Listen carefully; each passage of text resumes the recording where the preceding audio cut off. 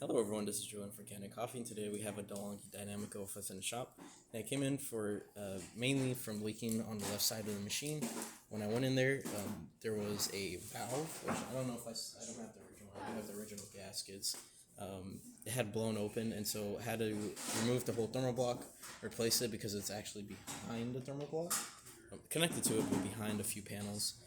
Takes a while to get there and to put it apart and then put it all back together. After fixing that, however, and seeing that the water route was going through the hosing and not leaking anymore, all the water would actually stop at your mechanic valve. So when I went to go inspect it, here's your old mechanic valve here. You're probably not going to be able to see it in the video. It's really hard to see actually, but the thermal block. Get a flashlight. So the thermal block, you could kind of see it. This little spot right here is completely sealed off with sediment, and also the hosing that went to this part, so the hose that went from the thermal block, which is pushing hot water into here, was also full of that, and I had to air compress all of it out. But you're not going to be able to get all of this out of the mechanic valve, so we did have to replace it in the end with a brand new one. There you go. So just put that apart.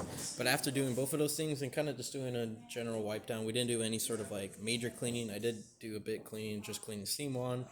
When I took the mechanical valve, you could kind of see the whole brew chamber, and so I also just kind of wiped the walls down. There's quite a bit of coffee, and not a full service and deep cleaning, but we did do a little bit of spot cleaning. Now that we're here, we're gonna just brew a shot just to test it out. This is a single shot, around medium when it comes to the strength, and then we're just really wanting to test if, of course, water comes out of the front. We're also going to test the hot water steam one just to make sure that everything's working as intended. I'm trying to put the spout a little down just because it's a small cup, and it should start pouring. As you can see, no leaking on the left side of the machine, no clogging anymore. The water is being pushed freely through the mechanic valve. If you don't know what the mechanic valve is, actually, you can kind of see a little bit of it. This is pretty much like a tamper and also a shower screen at the same time. Runs on a gasket, and then all these little entry points is for different waters and steam. And so this one's for your brewing, pushes through here, and then ends up in your spout. There's a hose here that I'm missing just because I had to use it.